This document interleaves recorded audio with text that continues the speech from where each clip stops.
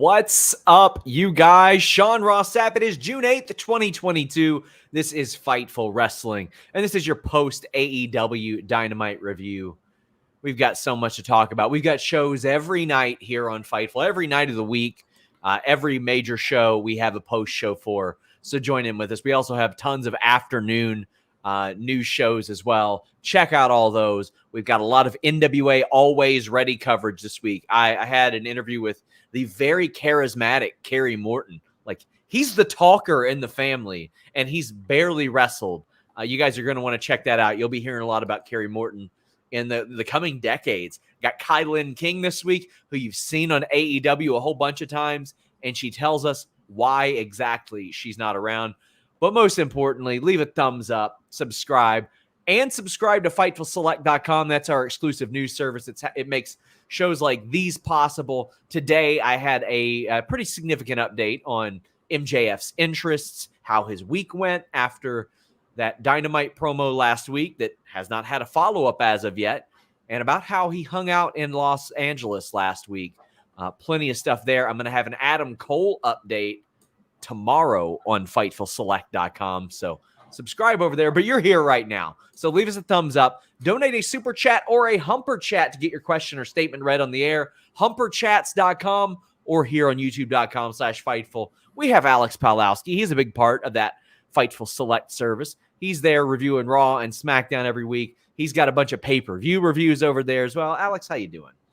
I'm doing really well. I'm as I always say, Wednesdays are my favorite night of the week because I just sit back and watch, and very rarely do I have quibbles, and it's nice to be able to just sit and watch and not have, and I just know that what I'm watching has a plan moving forward, and I like where it seems to be going.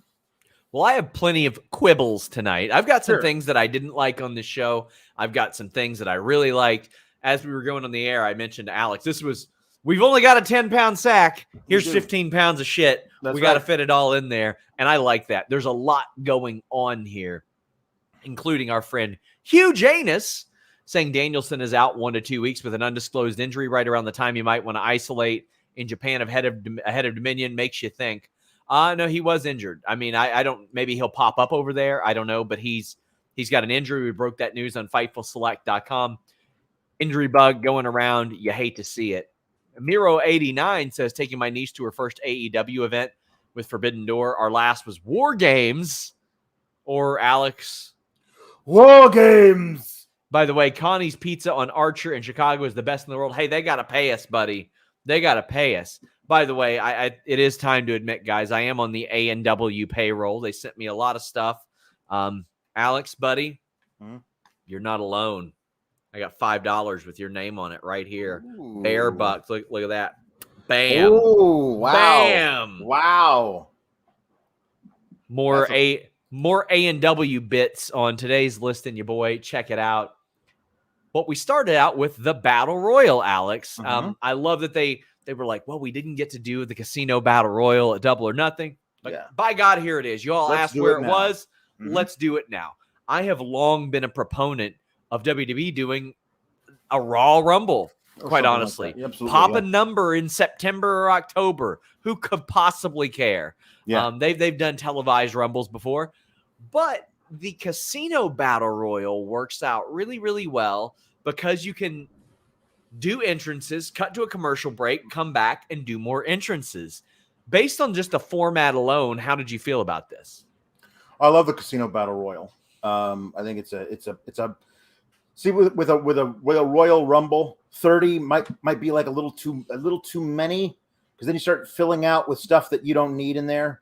But 20 plus the Joker, I think is just right. The quibble that I had with this was that I thought, with the stakes that are involved here, it really should be the creme de la creme. And honestly, a lot of it was. However, like, Platinum Max is one thing because you're going to pop the crowd with his rap. But you don't need the ass boys in a match of this importance. Nobody believes for a second that the ass boys are going to win. I mean, they don't believe Cash are going to win either, but you need somebody to get to take the big bump out there were a bunch of guys in this match who I was like, there were at least half the people in this match who you could have convinced me are the guy to come out of this match. The number 2 through 5 ranked wrestlers, right? Wardlow, Hangman, Adam Cole, Jay Lethal, they weren't in this. No, and later on, we heard Wardlow's explanation, which was bad, by the way. We'll talk about that. Adam Cole, within kayfabe, he ain't hurt. Where's Malachi Black? Where's Chris Jericho? Where's Hangman? Well, you could have explained Hangman away by Tony Khan being like, well, he kind of told me what belt he was going for, so I said, we're going to cool it on this. Right. Or you could say, we did a lottery, we did a random draw, we did any number of things. Just make it make sense to me, because there's no reason to not have a lot of this talent in there, Alex, when you got the guns. Well, the thing, you immediately ran into a problem when they announced this whole thing last Friday, which was on Wednesday, they showed us a graphic that said Wardlow was ranked number 1. Yes. And then he won his match and he dropped in the rankings. And they had to, he was still ranked number 1 when they announced that Jon Moxley was the number 1 contender. And then they went and they updated the rankings to just jump Moxley ahead of Wardlow. Yeah. So that's a problem that you have there, where you need to be able to figure out a way of being consistent with those rankings. Whatever, if you have them, you got to use them right. You got to be consistent with it. My thing was, I think they should have done this. The top 4 guys you have in any order: Hangman, Cole, Wardlow, and Moxley. They're the top 4. Do a elimination style 4-way match in the main event of tonight's Dynamite, and that's the guy who represents AEW against the guy from New Japan. You didn't need to have all these extraneous dudes. The top 4 guys in this match, and you could have convinced me any one of them would have been the guy to then become the interim champion of AEW. But you got guys like Tony Nese. No, all due respect to Tony Nese, I don't believe Tony Nese is going to be the guy coming out and becoming interim champion. Oh, man. Jambeard says, OC, Samoa Joe, Lethal, Jericho, Moriarty could have been in the match instead of Caster, Ass Boys, Hager, and Nese. Well, I mean, Moriarty, from a storyline perspective, wouldn't have made as much sense as the other guys, but OC's hurt. So, I mean, we've seen him with the sling. Yeah. But Joe, Lethal, Jericho, all that would have made a lot of sense. Patches Redacted says, a lot of people don't realize that from 1870 to 1959, Kansas City had one of the biggest streetcar systems in the country. People only remember 1870 as the year that Bobby Fish started his wrestling career. Oh, boy. So, D'Lo says, can we talk about the botch countdown cue? You'll have to expand on that. Maybe I missed that. It was maybe halfway through the match. It was while Keith Lee was doing something with Archer. All of a sudden the countdown came up on the screen and then went away. And then they started it up again about a minute later. So ABW says, out of everyone they picked for the Battle Royal, I only think Kingston winning would have created real suspense about who wins the main event. Would have loved to see Takeshita or Hobbs win. Well, I love Takeshita being in there. I just love him in general. But one of the big stories of this, and there are a few, Eddie Kingston is mad because of who eliminated him later on, and he says as much. Good. I love that. Eddie Kingston should be mad. People should be mad. I remember after the 96 Rumble, the ringmaster was like, give me a match with Fatu because he eliminated me from the Royal Rumble. Right. Common sense. Good. Then there's Swerve. Swerve was the story of this match because Keith Lee is dominating people. I saw people say, well, it's not good psychology to eliminate your really big friend that early. And in my mind, I go, it's good to get him out whenever the hell you see an opportunity to get him out, because how the hell else are you getting him out? He's dominating everybody. Do it while you can. Swerve started 2 or 3 different feuds in this one match because now Darby's pissed at him. Now Keith Lee's pissed at him. That team is done. I know you weren't as keen on the split, though. Chris says that he's swerving everyone, and it's going to be amazing. I love Keith and Swerve together. I mean, they're perfect together. This feels. I don't honestly, contrary to popular opinion, I don't love comparing one place to the other, but this feels like a really premature breakup of an amazing tandem. Like, I have no doubt that the feud between the two of them is going to be amazing. But it would have been amazing in 6 months or 10 months or 14 months. Like, I love these guys together. They were magic in the ring when they were teaming up. They complement each other so well on the stick. Everything about them screams like an all-time duo. So to break them up just makes me sad because I wanted to see so much more of them.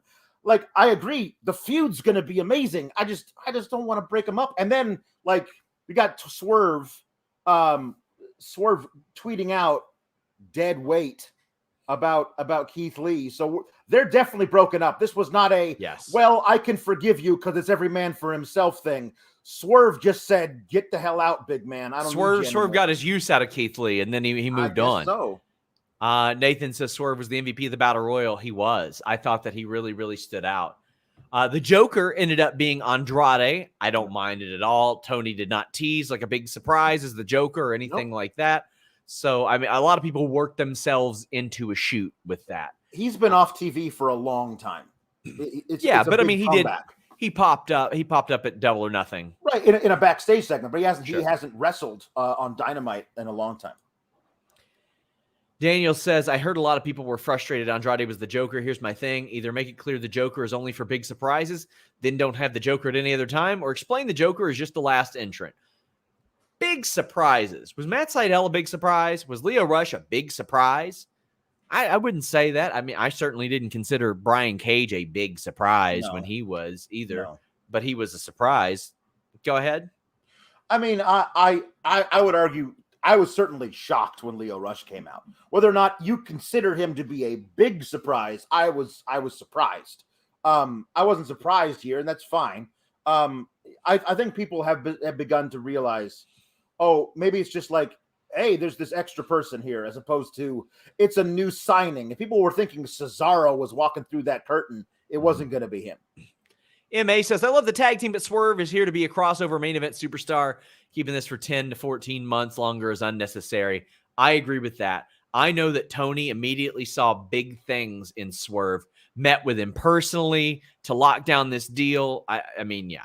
I agree with that, but then you got to do the thing.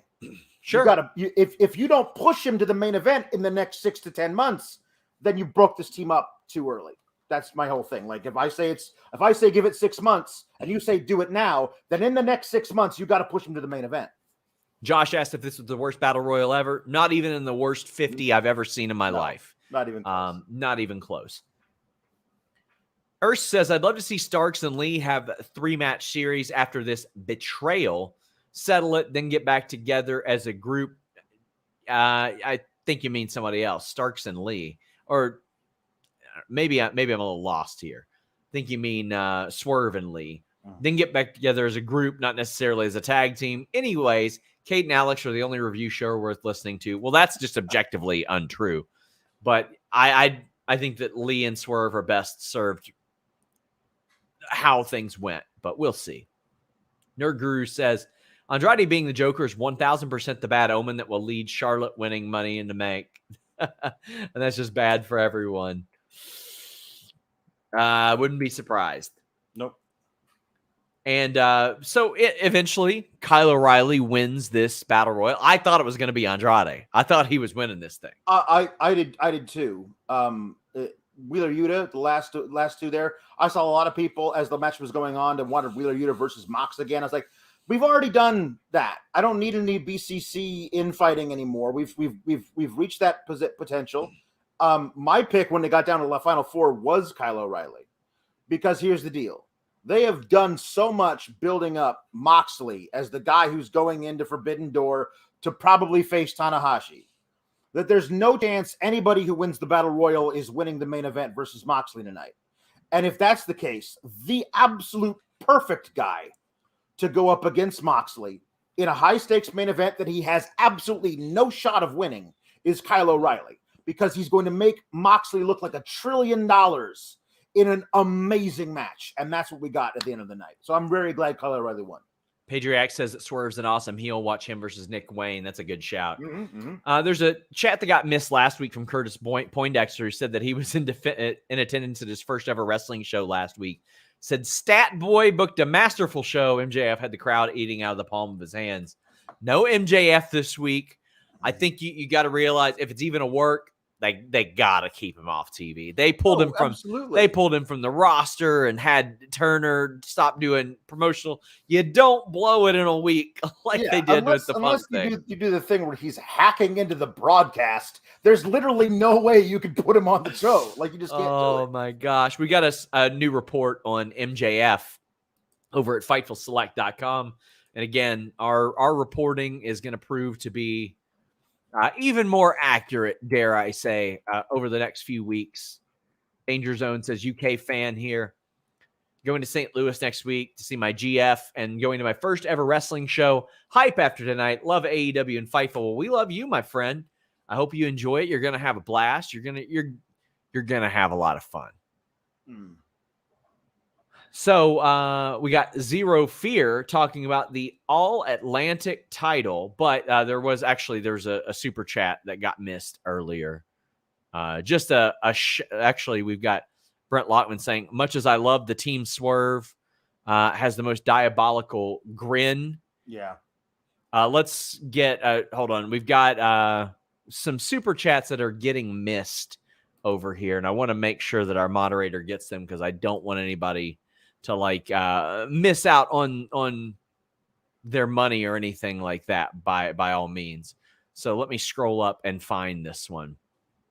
Adam Weller says, regarding the Raw Rumble, hard agree. I remember them doing Raw versus Nexus 7-on-7 just before SummerSlam 2010. It's pointless, but it's good fun. That's good TV. I completely agree. I think that could be really, really good for WWE and pop a number too. Mm-hmm. Jarvis says, whatever Swerve does next, I'm excited, whether it's Lee, Darby Allin program, it'll be gold, and he's a future champ for sure. He's so damn cool. Which direction do you think they're immediately going? Because it seemed like they were setting up the Darby thing. I mean, they might do a Darby match, which then after Swerve wins, Lee will come out, and then they'll have that feud that'll last. It'll be an amazing feud. I think. The reason I don't necessarily want the feud right now is I don't want either of them taking losses even to each other. Understandable.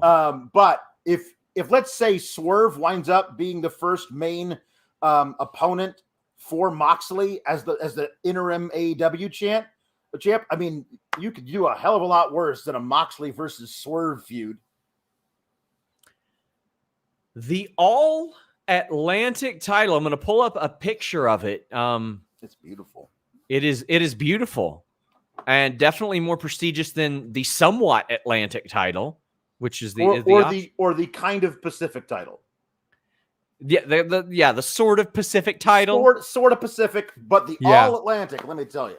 Eventually, when they do the Indian Ocean title, I mean that opens them up to a whole nother demographic. You know what I mean? Yeah, that's true. Gotta do that. But this title is beautiful. Mm-hmm. The All Atlantic Championship. Does beg the question, how many goddamn titles is too many? Mm-hmm. It feels like everything on this show has a belt. Now, will I see how it plays out? I will. But right now, you've got the world title, mm-hmm. the interim world title, the IWGP title was referenced on this show. You've got the TNT title. For a while, you had two of them running around. You've now got the All Atlantic title, the FTW title, the AEW tag team titles, the ROH tag team titles, the AAA tag team titles, the ROH world title, which Gresham hasn't been on as much lately, but the ROH TV title, the ROH Pure title, the ROH women's title, the AEW women's title, the TBS women's title. Oh, and by the way, 2 Owen Hart Foundation title belts that are just hanging around. This is a lot of belts. Mm-hmm. It feels like there are belts on everything. I know right now they're bridging a gap into the ROH thing. They've got New Japan involved. This is a lot of title belts for me, Alex. Yes, I'm conflicted because I do think there's a potential that a lot of titles can dilute stuff. However, I do love me some stakes. I do too. I do love me some steaks. So let's say, like, there are a lot of titles here, but there also are a lot of guys and women, but a lot of guys who are at that level that they should be having a strap around their waist. And there are only two singles titles to go for. So I mean, the FTW really doesn't count. They don't actually really. Then I wish they'd get rid of it. I wish they'd just get rid of it. Then. Me too. I want them to actually recognize it and have Ricky Starks defend it. But if they're not going to do that, get rid of it. The All Atlantic title, like when you have the TNT title has been really in a bad place for several months. If there's not a place for somebody to go and actually challenge for something to be elevated, then maybe this might be good. Honestly, though, I just look at the bracket and I go, if this is going to be coming like there's a title, I forget what it's called in Stardom, where the winner, the holder of the belt, cannot defend it against somebody from their own country. Like if this is kind of like an international thing where you have to defend it across country lines, that could be really interesting because they only have one person from each country represented in that bracket. Yeah. There's something there that could be really, really good. I should specify Ricky Starks has defended the FTW title 4 times this year, so he's at least defending it. Yes, but Graham says Battle of the Belt 2023 going to be 46 hours long. Just how Tony Khan likes it, pal. Yep. Just how he likes it. Bako 5 wants trios titles. Joel Wood says you get a title, everybody gets a title. It reminds me of when Triple H is like, we don't like to do just titles just to do them. And then they introduce like 3 new titles. Right. It's a lot. And it does minimize it when somebody tunes in and everybody's got a championship over their shoulder. Like, sure. Do the Owen winners need to be carrying around those titles nonstop? No, I get why they're doing it with Cole because it makes him into an asshole. Mm-hmm. But like I don't understand, like if they're not actually going to defend the titles, then keep them off TV. Yeah. I mean, if you actually tune into to the broadcast after the All Atlantic happens, you got 4 guys and 2 girls. You got the tag. I'm not talking about the tag division. I'm talking about like you got Starks who carries his around. Adam Cole shouldn't be carrying his. Then you would have, let's say, Miro or Malachi holding the All Atlantic, and you got Scorpio with the TNT, and you got Punk with the. And then you have, I guess now you would have an interim championship, which does increase it. But as long as you're actually using these titles to have feuds over the titles and elevate not just the champion but the challengers, I'm all for it. If you're gonna have the like the women's tag champions and the other place, and not actually feud anybody for the belts, then the belts are just props. If they're actually championships people are trying to come after, then I think it can work. I will reserve judgment for a couple of months at least until I see what happens. Sure, that's what I'll do as well.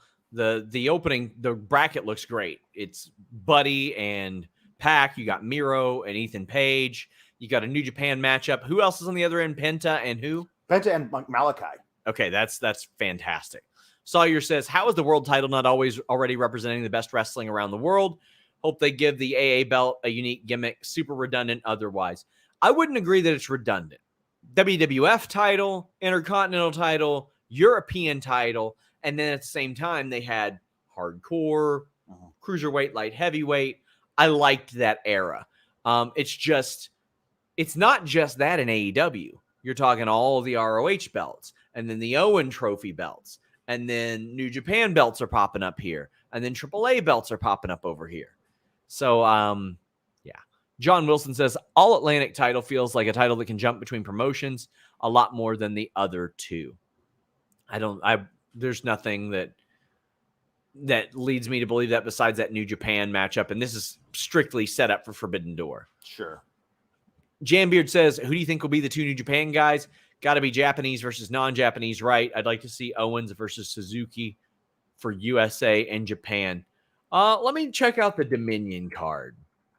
I would like to see Juice Robinson among them. If you're picking an American and a Japanese wrestler, I think that would be a nice approach. But again, sure. I don't know how the card's looking right now. Well, Tama Tonga and Carl Anderson, you can't do that one. Hey, Juice is facing Sonata and Will Ospreay this week at Dominion. And I would kind of just be like, all right, do that. But that's already for the IWGP US title because they also have 234 belts in Japan right now. Oh, here you go. I've done it. I'm a miracle worker. All right, here we go. Doc Gallows versus Toru Yano. Perfect. There you go. That's perfect. They fit in with the rest of the bracket. Just fits in. Jordan says, with another title added, it makes me think there will be more big roster additions, even though there's so many people that are big contenders already. I don't agree with that. I just think that they're giving more people something to wrestle for. I don't want to see anything get lost in the shuffle, but maybe we see Rampage take a step up in profile. Yeah. We've got Daniel R. Actually, well, that's for Forbidden Door, so we'll get back to that. Zero Fear asks who do we think will be the New Japan competitors in there. I don't know if they announced it specifically for Dominion. So so it might not be then. Might just be something that happens soon. But I would do Juice Robinson and somebody. Whoever doesn't win.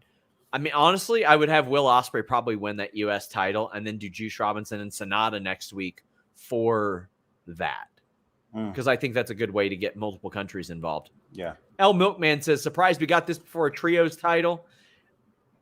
Well, I'm not, because Tony has been pretty clear that he wants that back when Kenny Omega is around. I asked him that question on a media call, and a lot of people say, oh, well, he's telegraphing the first winner. I disagree. I think it's very clear they want to do Elite Undisputed Era, Alex. And they definitely want to do a tournament.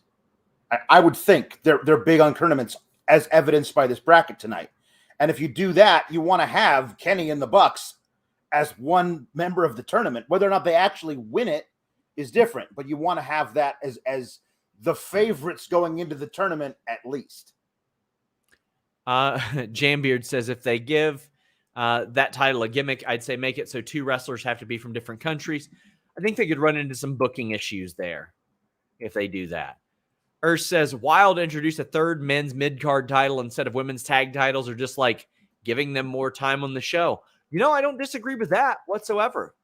I don't disagree with that, especially when the FTW title has been tied up in the tag scene. Yeah. M. DeRay says it's a lot, but they could actually make their 500 belts feel more important than the other company does their couple of titles. I mean, their top titles aren't on the show right now. That's true.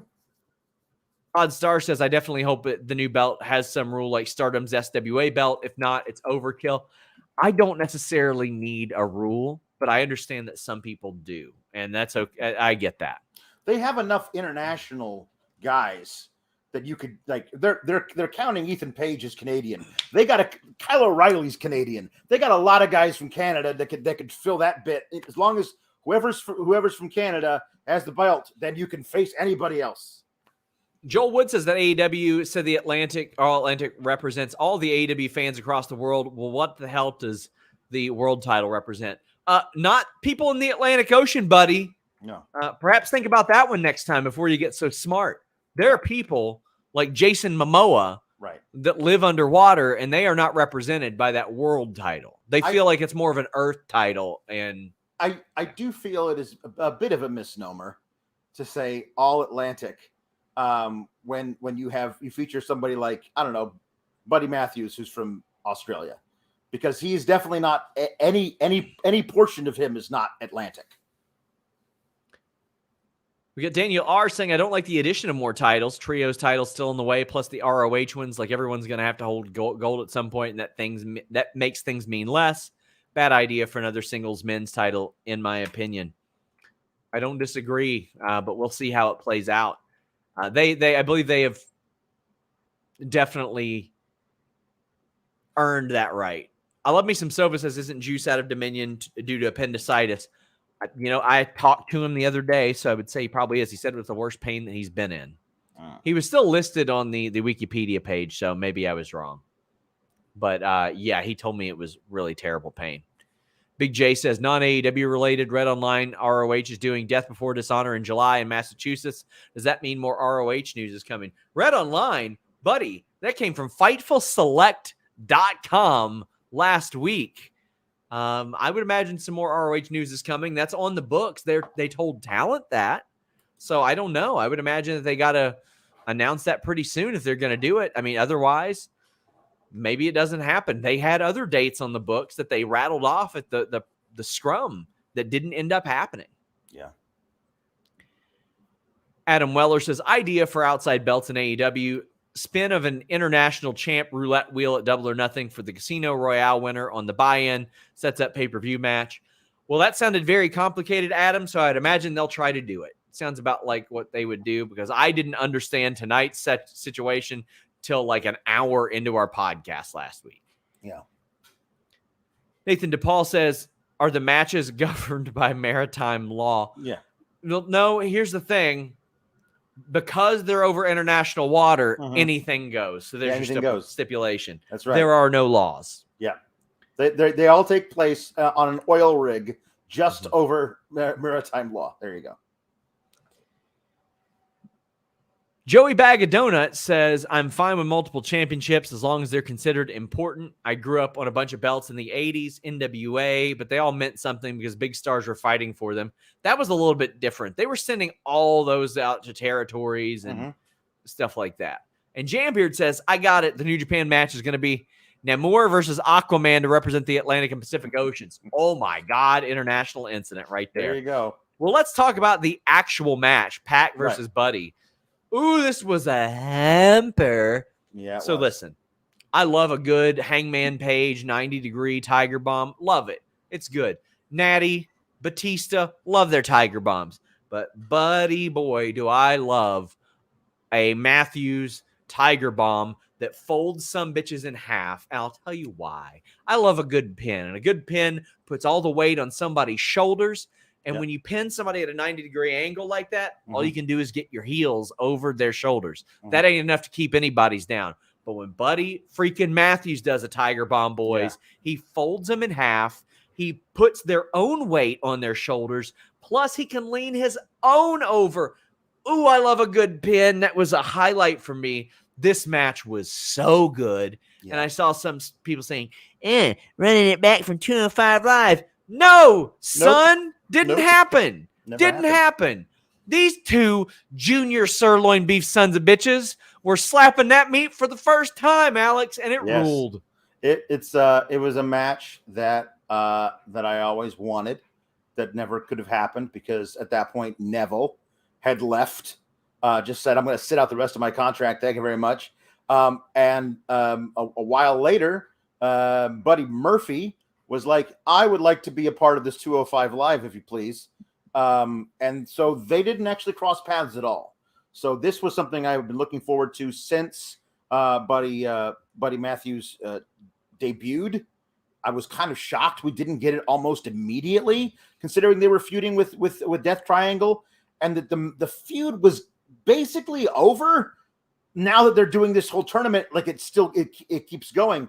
But this was something that I really wanted, and I tell you, I was not disappointed at all. Figured that Pac was going to win, but these guys just murdering each other at such velocity because these guys are so dense. They're small. Like Pac is tiny, but he's so dense. It's just muscle. There's nothing else on him. And so they're running into each other at the speed they're running into each other. It's just like two meteorites crushing into each other. I love it. This was outstanding. Ricardo says, Bud Mack versus Pac had me rubbing my hands and cackling like a supervillain. It was awesome. And Marlon says, we're going to talk about how Australia and Bulgaria don't touch the Atlantic, but are represented in the tournament. Listen, Marlon, I respect you, but I just want to say, fuck geography. Yeah. I don't care. We got this match. Yeah. So I was happy about that. Pardon my French. Nathan DePaul, by the way, I don't know if France touches the Atlantic either, but fuck that. Nathan DePaul says, lots of UK mentions on commentary. Does UK touch the Atlantic? I think so. Yes. Boom. We're good. Brent Lockman says, good thing Malachi is a necromancer, as I thought Buddy was dead after that DDT. It was a good one. It was a good one. Oh, yeah. It was a good one. And you know what's also good, Alex? It doesn't matter if you're in the Atlantic. It doesn't matter if you're in the Pacific, if you're in Asia. I don't care. Probably Antarctica. Any of that stuff. you're going to be able to watch this All-Atlantic tournament with NordVPN.com/Fightful, the fastest VPN in the world. It works on all your devices. All your devices. Not only that, you can watch sports straight from the source, live from official channels. No more shady, low-quality sites or reruns or streams, all that stuff. NordVPN.com/Fightful brings you straight to those channels. Not only that, dark web monitoring, support 24/7. You can access your content all over the world. No data leaks because they got that online threat protection. Block online trackers, hackers, annoying pop-up ads, and malware. They got browser extensions on any device. Uninterrupted streaming. You can mask your IP and change your virtual location with just one click. But how about that deal? 70% off your plan, an additional month free, 30-day money-back guarantee. I'm going to be ordering that UFC pay-per-view this weekend, and I'm not going to be paying the same price as all the plebs in America because I'm going to get it via an overseas service with NordVPN.com/Fightful. Protect your data nonstop. Protect your wallet nonstop with NordVPN.com/Fightful. It's a good time. It's a good heckin' time. Oh, man. A lot of people talking about potential matchups. MA says, Robbie Eagles. El Milkman says, could they book Luchasaurus from Pangea? Yes. Do That's it. another country then. Do it, Tony. Ronald Hollick says, Ishii versus Zack Saber Jr., hopefully. They need an American in there, I think, Ronald. Daniel says, honestly, yes. Then Malachi destroys Yano. That'd be cool, too. Storm and Norm says, Miro needs to win All-Atlantic. I thought it'd be SRS versus Ollie Davis, but the tourney will hump. And Alex, cut the shit. Elite Dan says, the All-Atlantic Championship has to be Miro's. What do you think of the possibility? I mean, Brent Lockman says, whatever results in a final between Miro and Ishii, I'll be fantastic with. I don't see Ishii. I think Ishii's taken a lot of high-profile losses lately. Mm-hmm. He's had some high-profile wins as well. Right. But I think you kind of lean away from Ishii in the finals. Right. I mean, because they haven't announced who's the people from New Japan that are in this thing, it's kind of hard for me to predict that quadrant. But holy God, if we wind up with Miro versus Malachi in the final, like, talk about just an amazing clash of styles. That's Zangief versus Ryu, man. That's the thing that I want. I want to see the crusher from the Eastern Bloc versus this guy who does all these kicks and stuff. Let's do that. I honestly, I don't care who wins at that point. Like, yeah, absolutely, that'd be great. Reminder, guys, leave a thumbs up on this video. Get your super chats, get your humper chats in. We have more people saying Miguel Ortiz, Saber versus Naito would be good for the tournament. There's a lot of things that would be. It's just a matter of availability. I missed this entirely. Did you get this? What? That that whoever wins each match is in a fatal 4-way. At Forbidden I'll be Door. damned. No, I didn't realize I that. missed it entirely. The whole I missed that entirely as well. Because now I want to see the hell of that. Like, that's that. All right.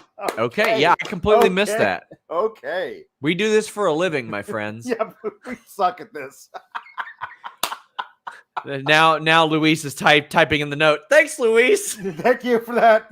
He also does this for a living.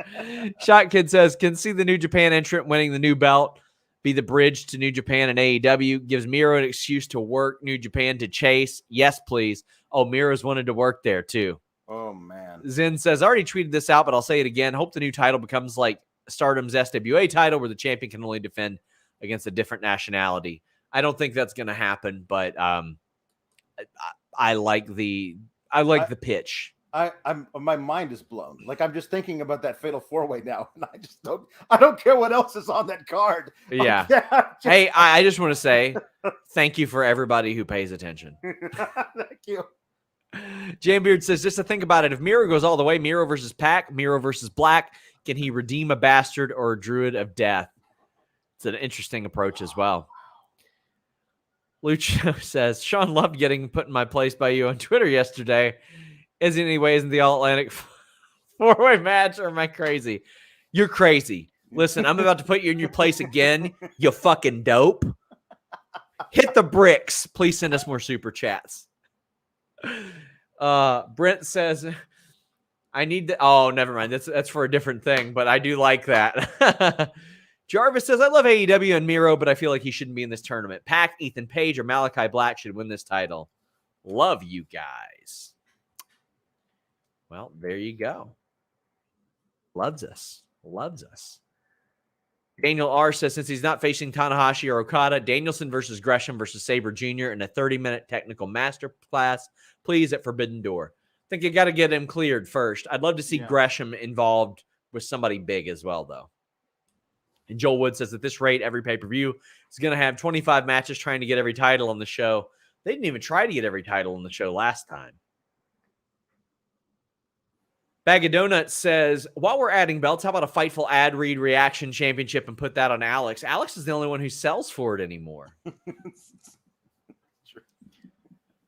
Oh, let's talk about one of the biggest things to happen on this show. By the way, we got the Eddie promo that we referenced earlier. I don't want to gloss that over. Him and Kingston on Rampage, or him and Hager on Rampage. Yeah. But Trent Beretta comes out and he says, it's National Best Friends Day. My best friends aren't here. Mm-hmm. I want FTR to come out here. Roppongi Vice deserves another chance. And FTR is like, hey, sure. You shouldn't be mad at us. Be mad at the guys that cost you the match. And I agree. That made sense. All of this made sense.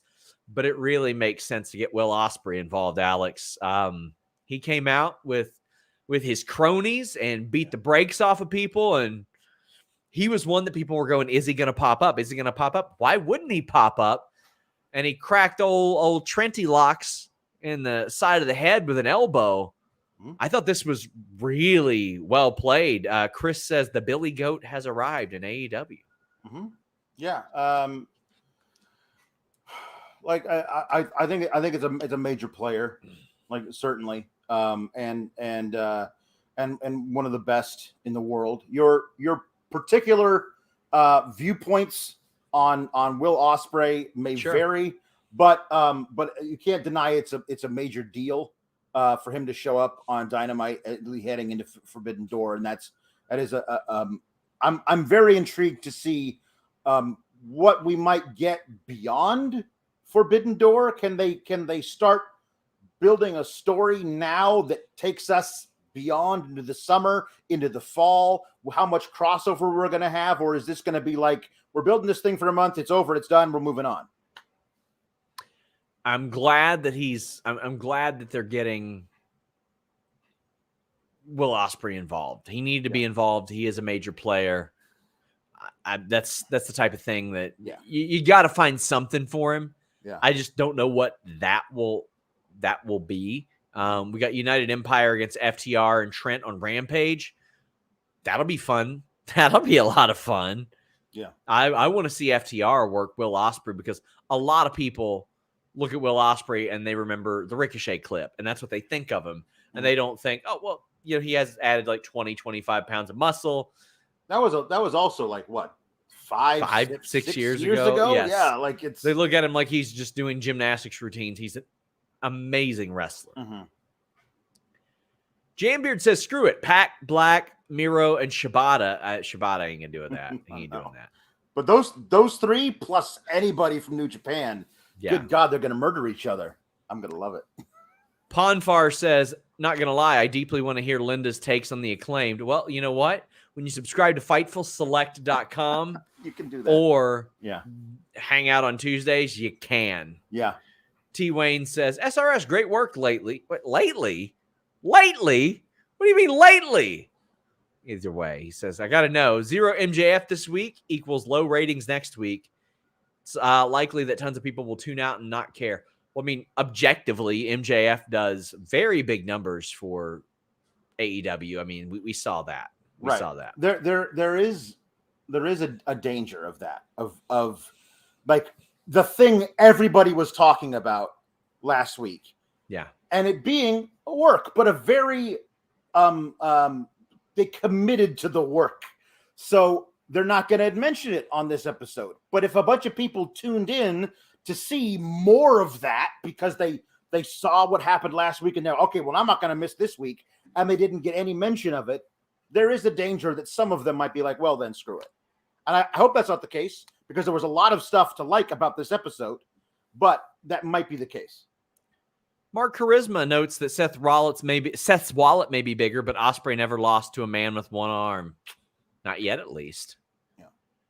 Palash says, any news about Bryan Danielson? Is he going to wrestle in Forbidden Door? Love your work, SRS. Well, thank you so much. I appreciate it. He's sidelined right now, and considering what he's sidelined with, going to take their time. Daniel says, instead of having someone fight someone from a different country, I'd like a match where you can only fight for it every 4 months or a certain amount of time.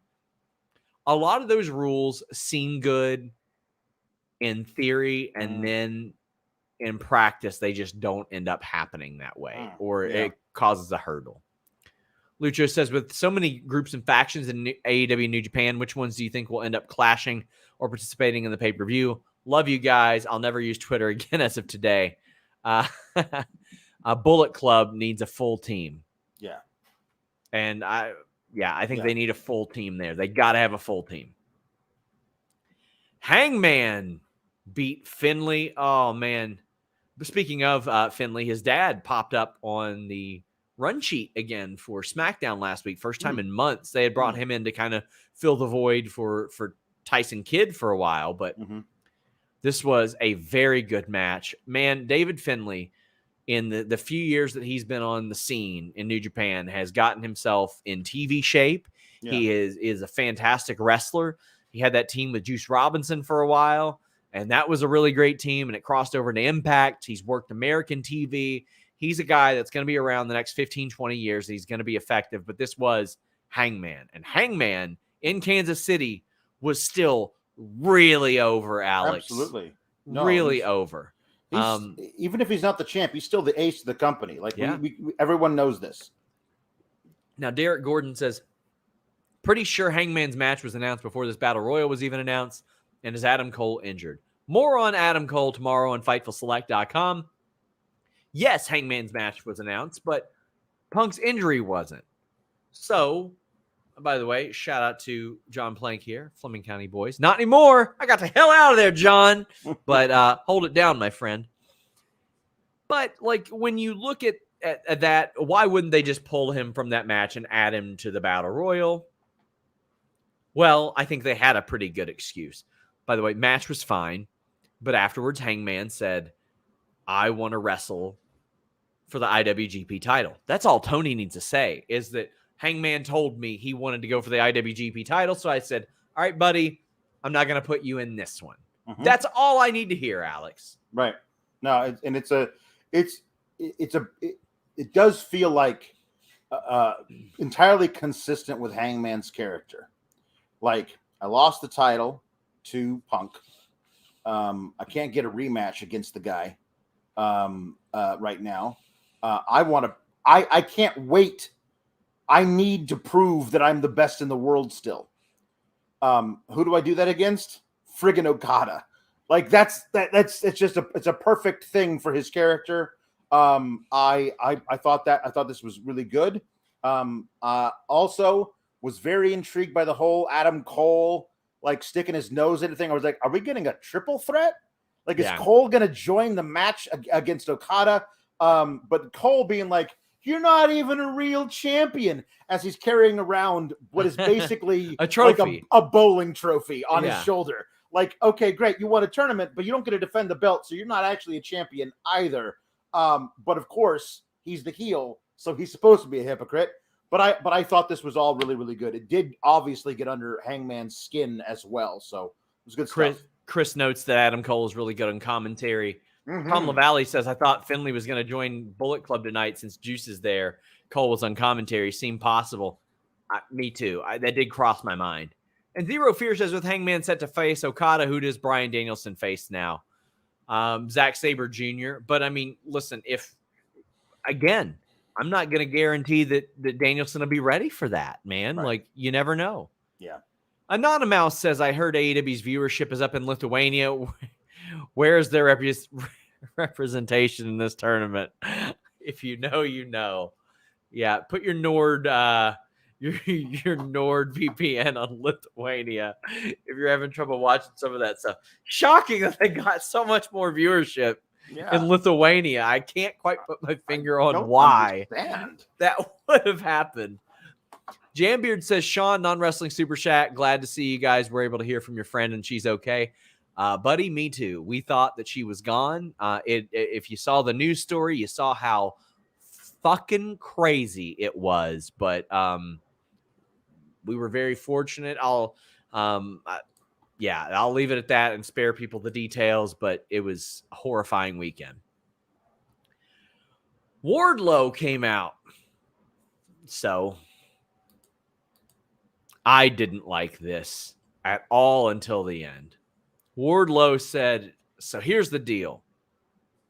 I don't want to win the interim title or do that battle royal. By the way, Hangman called it a little battle royal, which I would not have had him do either. Because immediately what you're doing, you're putting the IWGP title above all this. And then you got Wardlow effectively saying that the TNT title is more important than the interim AEW World title, which maybe it is. But why say it? And he goes, well, the reason why is because CM Punk is our champion. And I want to face him for that. Well, Alex, a keen opportunity is to win the Battle Royal and defend it until you face CM Punk. Right. But instead, he's acting like a troll on ESPN Twitter saying LeBum's Mickey Mouse championship that he got inside the bubble doesn't matter. What? Why? Why would he? Why? What's the point of this? I wouldn't have had him do it. I think it is certainly a viewpoint you see with people talking about, I don't want the interim title. I don't want the secondary thing. The plastic title. I want the real title. You see that like in combat sports all the time. Brandon Moreno and Davison Figueiredo right now. Right. Sure. So it's a viewpoint people have, but that's their viewpoint as opposed to a guy you write copy for. Like you don't have to have him say this, but they have to have him not involved in the title picture right now because they're doing something else with him. So they're giving him a reason. Like that's the thing is I don't love the reason either, but I appreciate any effort they go to like clean up the holes in what they've done. Hangman being like, I want the IWGP, and Wardlow being like, I wish he would have said this. I know I can beat CM Punk because I had him beat a couple of months ago. I beat the tar out of that guy. So when I become champion, I want to do that again. Now, like, depends on how people react to it, but at least you'll be more specific. But like, I appreciate him also saying there is another title that is desperately in need of somebody else to carry it right now. And that is true. That is true. And he could, that's all you got to say. Have him say, listen, it would be a great honor. And he's like, but I'm going to opt to wait to see how that all pans out.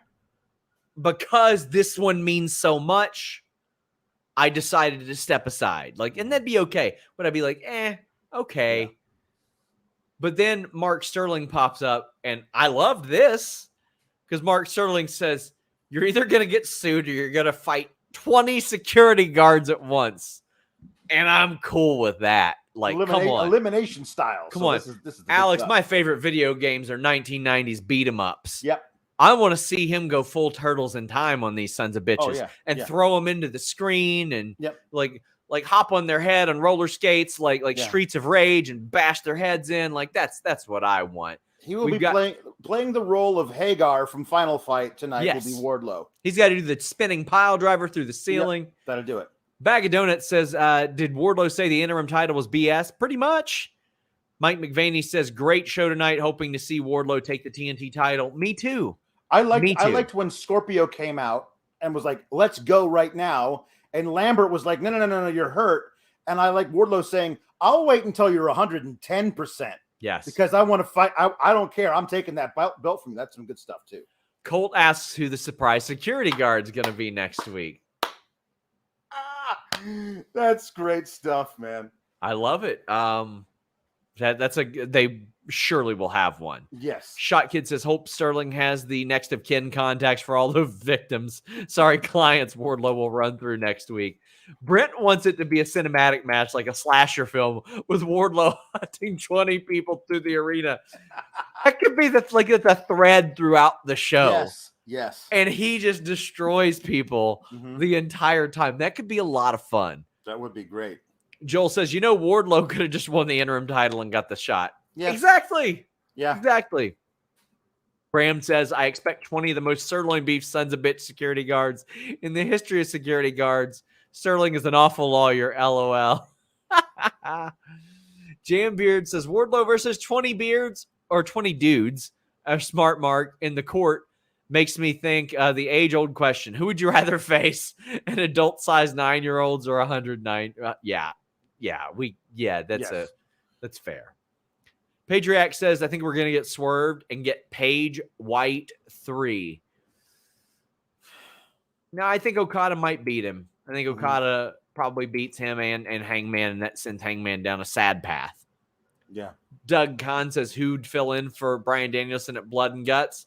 I don't know, but they've made those adjustments before, and they won't send him out there unhealthy. I say a few days after Cody Rhodes wrestled with his arm hanging out of his socket. Wardlow versus Waldo, says Brent Lockman. And Ruben Hidalgo says, does Warner Discovery own the rights to the People's Court theme song? Tony should play that throughout the Wardlow match next week. I remember when Conan O'Brien would constantly play Walker Texas Ranger clips. That's right. Because they had the rights to it. I would love to see that. That'd be a great approach. Yeah. Oh, let me tell you what I loved. This Young Bucks promo backstage. Because I love the idea of everyone just listening inside, like with cups up against the wall. And the Hardys come in and they're like, we deserve a tag title shot. And then Christian is in with Jungle Express and he's like, well, neither one of you do, but we're going to give one to both of you anyway. And we're going to do it. And then Jungle Boy's like, what the fuck do you say? And he's like, mainly because my boy over here lost at home in front of his whole family. He's like, what the hell, man? And first off, what the hell are you doing? Jeff has looked like absolute dog shit in the ring. Man. I hope he is there to fall through two things and not do anything else. Yes. Because I don't trust the guy physically in the ring right now. All due respect to him. He's a legend. Yada, yada. All that bullshit I got to say before. It's dangerous right now. Yes. My favorite thing about this little scene is that is a very small room, at least where they put the camera, so that when Jurassic Express walks in, Jungle Boy, if you watch, has to literally walk over a couch to be able to get into frame for the shot. If they had brought in 2 more tag teams, it would have looked like a clown car. Like, it was just like, I want a tag team title shot. No, I do too. Just everybody on top of each other. Distry says, the Turtles in Time reference didn't go unnoticed. Here you go. Hey, it's my favorite video game of all time. Tom LaValle says the Blood and Guts gets Yuta in that spot. Great to see him back tonight, by the way. Yeah. We had Bailey Fuller saying, just me, but sick of Christian and triple threats. Yeah. I honestly, FTR should have been added to that triple threat. It should have been a fatal 4-way at the pay-per-view. Well, this one feeds right into it too. Yeah.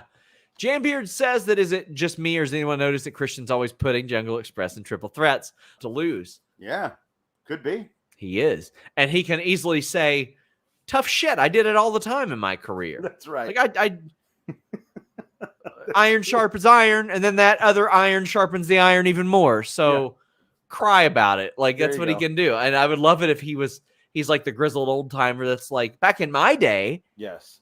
Not only did we beat people, but we beat those exact 2 people. Yes. So get over it. Yeah. Cadillac Carson says Christian doesn't care for Jungle Boy or Jeff Hardy for that matter. Love that segment. Yeah. Yep. Petty Christian is good, man. Like, there's a whole lot of younger fans that might not remember just how hot Christian was in 2005. Yeah. Oh, buddy. That was some good stuff back then. Some really, really good stuff. Box of Biscuit Mixer says the Atlantic Belt Shore is confusing people. AEW needs to be more Pacific. They say a rising tide lifts all boats, but we don't want to water down the belts. Jungle Boy is out, but Bobby Fish or Hook might get some wind in their sails and coast to victory. Some good stuff there.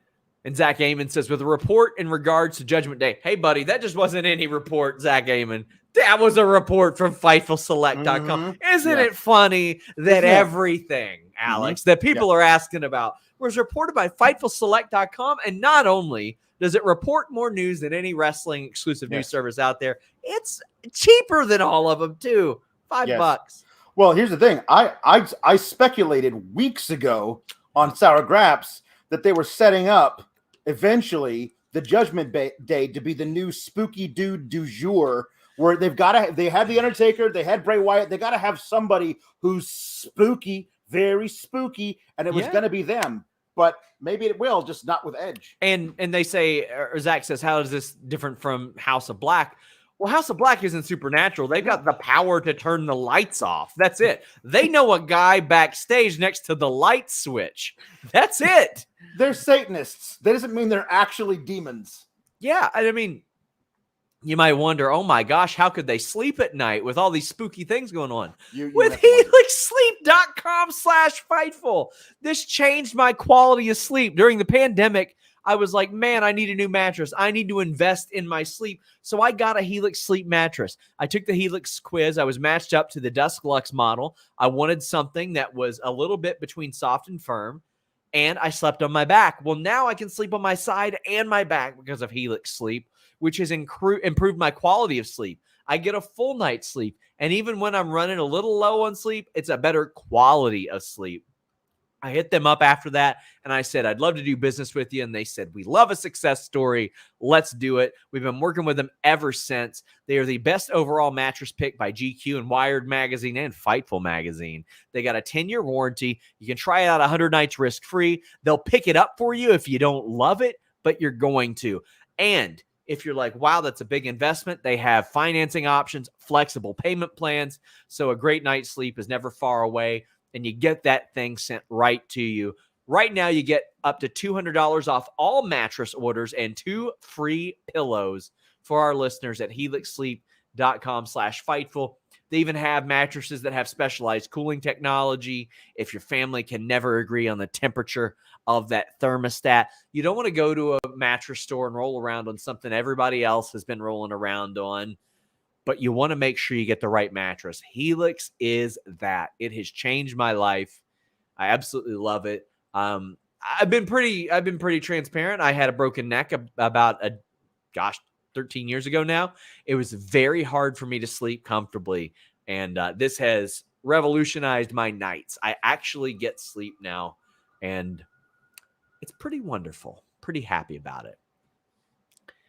Jambeard says Natty should win the title because she's the boat. Yep.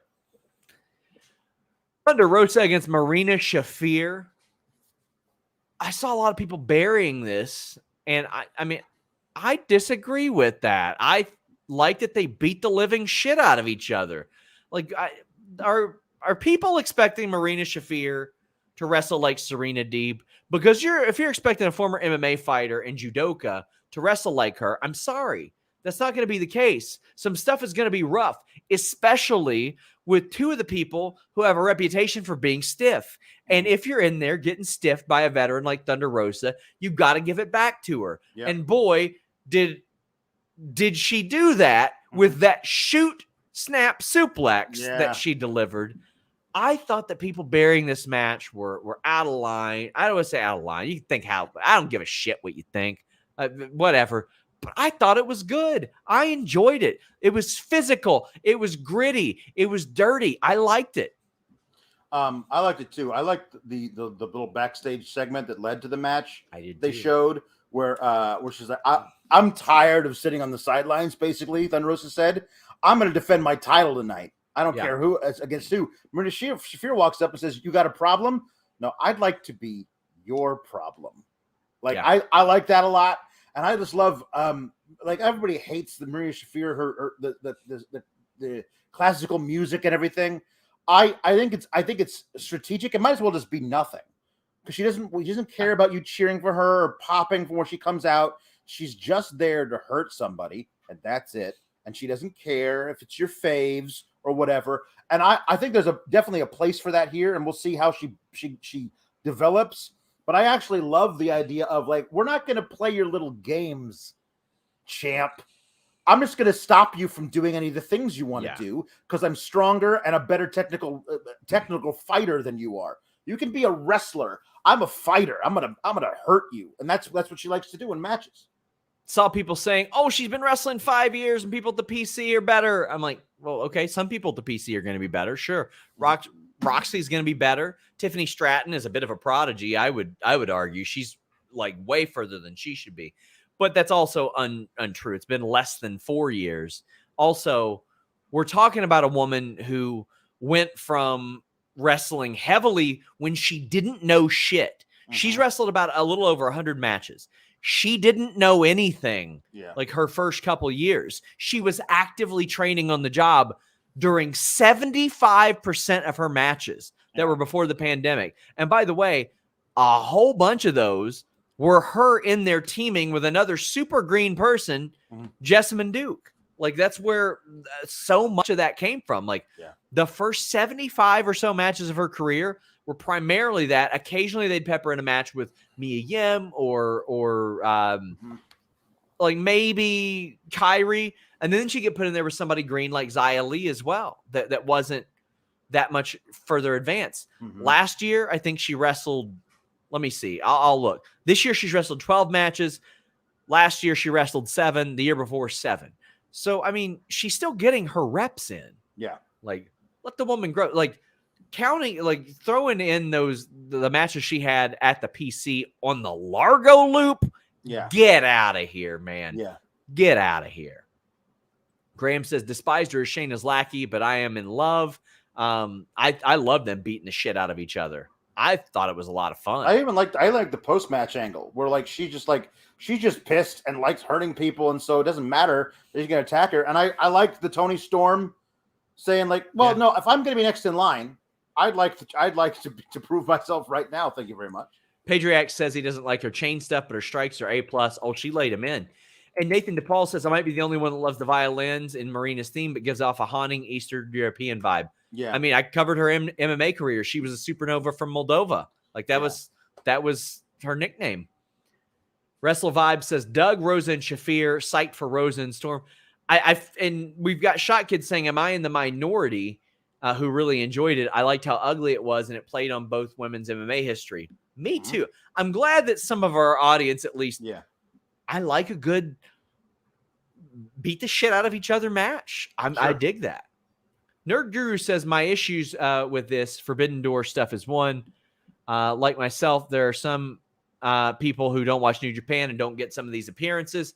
More than that, as of now, there's no sign for this show having women's matches. That's a big negative. I agree on that second part. For the first part, it ain't for you. It's for the people who are going to buy that pay-per-view. And the reaction in the crowd kind of tells you who some of these people are. But AEW should put together something to educate fans. Jambeard says, I want Deeb and Shafir and a third to form another stable similar to BCC. Either way, Shafir needs a manager to speak for her. I don't know if she does yet. I'll kind of wait and see. It all depends on what you're trying to have her say. If all you needed to come is to say, I'd like to beat the crap out of you, then that's all you need. If you just got to cut a big long promo, maybe, but they're not asking her to do that yet. Also, I agree with Tom LaValle. Give us a women's match before 9 p.m. Yes. Well, Toni Storm came out, helped Thunder Rosa out. So it seems like Toni will probably face Marina, and then she's going to face Thunder Rosa. Yeah, probably. Rack up those wins by all means, because Toni lost in the tournament to Ruby Soho. Yeah. So we need to get some wins racked up there, in my opinion. Yeah. Toni versus Thunder is a great match on the horizon. DJ Page says New Japan is an all men's promotion. What women's matches do morons expect? Hey, let's refrain from calling people morons, maybe. But I mean, anytime I would mention that I thought that New Japan should integrate women, I would constantly hear, they've got their own promotion. Well, you know what? Bring some of those women over. Yeah, do that. Stardom is a thing. Stokely Hathaway's a thing. He's great. Goddamn, he's great. He's so good. What's that big-headed girl who thinks she's an alien? And that's Chris Statlander. Yeah, Kristen Highlander. You're going to get it. Kristen Highlander had me howling. Man, I love this guy. He's so good. He's so good at it. He makes the baddies better. Cadillac Carson says, when is Tony Schiavone ever going to learn what Jade's going to say to him? He falls for it every time, and I love it. That's the charm. That is the charm. Troy says Stardom has a pay-per-view that day. I don't care. They can send 2 people over and do 2 matches. Todd Starr says, in reference to Marina, if Japan has showed us anything, people get better wrestling people better than them, not on the same level. There's a reason Joshi's with under 3-year experience can out-wrestle 90% of the women in the world. That is a fantastic point, Todd. Mm-hmm. And now she's wrestling women better than her instead of being in there with a bunch of green people. I don't want to say a bunch of green people because, you know what, she was in there with like Candice LeRae quite a bit and Dakota Kai and Io Shirai. But I mean, like she was getting a portion of like 6 minutes on those live events. Yeah. Moxley and Kyle O'Reilly. Kylie says it humped. Kyle O'Reilly's fantastic. I could see him as AEW or TNT champion someday. I could see him as TNT champion for sure. I could absolutely see him as all Atlantic, Southern Pacific, Eastern European, Midwestern Heritage, Southeastern Conference champion. But man, this match humped, Alex. It's everything that I thought it would be when it was like, of course it's Kyle O'Reilly. Yeah. Kyle O'Reilly's going to push Moxley to his absolute limit. They're going to beat the absolute piss out of each other. And then Kyle O'Reilly's going to lose, but he's going to make like himself and Moxley look so much better while doing it. And I mean, like, if you look at the matches that Kyle O'Reilly has had, just the singles matches over the past month or so, like he beat Phoenix, he beat Darby. He lost to Samoa Joe, but only because he got choked out before he could break Samoa Joe's arm. Like he lost to Moxley, but like honestly, like he was never going to win this match either. But he wins 60% of his matches and he loses 40%. And during the 40%, he makes the guy who he loses to look way better than you would ever think. I loved every bit of this match. It was perfect. This was a blast to watch. This was physical. Yeah, I just love a good pile driver, damn it. I just love a good pile driver, and we saw a damn good one here. Mm-hmm. Jay says Kyle O'Reilly doesn't get enough credit for always delivering great matches. NXT to AEW has been putting on bangers and love everything Swerve did. Oh, not just there. How about Ring of Honor? How about PWG? Sure. How about New Japan? Man, I am a double wrist lock dork, and I watched him and Kushida work a double wrist lock for like 15 minutes in Best of the Super Juniors. It was incredible. Yeah. Josh Weaver says he believes it's the first time Mox and Kyle O'Reilly have fought in the ring. I don't know that to be true, but if so, what an incredible sense of chemistry that they have. They're perfect for each other. And Shot Kid says, does it feel like they were watching a big brother bully his little brother during Mox and Kyle O'Reilly? I would imagine that Mox really appreciates the way that man works. It seemed like it. When they were trading strikes, it did feel like, okay, fine, I'll give you this shot. Oh, that actually hurt more than I thought it was going to.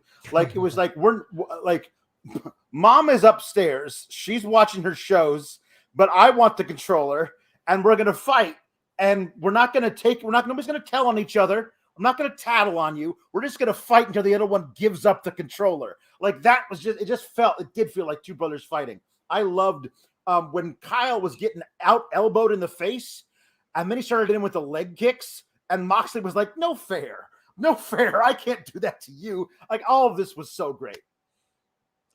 Jay Beard says that he loved that match. He was hoping the final two would have been Yuta versus Andrade, with Andrade winning, but still losing to Mox. At one point, I thought maybe it was going to be Yuta and Mox. Yeah. But because, Yuta, he had to go to Japan, but his profile has declined since that a little bit. Right. But Graham says, is there an up-and-coming wrestler like O'Reilly? Ooh. It's hard to draw a comparison to Kyle O'Reilly. I mean, the guy that obviously is the generation after him, but I don't know if you can call him up and coming anymore, is Daniel Garcia. That's a guy who's an amazing technical wrestler who has the way he sells in the ring, it almost borders on comedy, but it's always real, all that stuff. It does feel like he might be the heir apparent in the next generation, but he's no longer up and coming. Yeah, he's the top guy in AEW. If we're talking like people outside of AEW, I mean, I honestly look at Akira as maybe a next Mox. Yeah, he's on the deathmatch scene, and he has trained with some of my coaches as well, and I know him to be like a super talented guy. He's gonna be really good. Mox has outright worn his merch on TV before, for the love of God. Yeah. We got some more super chats. Get them in, guys. We are wrapping up. Corey says, if Stardom does a future Forbidden Door, bring Kairi Sane. That'd be a big one. Yeah. That'd be a big one. And Tom LaValle says, one piece missing from the baddies, Sunny Kiss. I would love to see Sunny Kiss involved. Me too. Brent says, feels like some kind of collaboration with Stardom or Tokyo Pro. It seems like a no-brainer. Perhaps for an all-women's show. Why wait for an all-women's show? Integrate them. Don't just go ahead and integrate them. And Jamebeard says, if no women's matches happen at Forbidden Door, I think the following Dynamite should be an all-women's special. Don't count on it, buddy. No, I wouldn't mind it, but don't count on it. But I'd like to see it. Guys, leave a thumbs up on this video.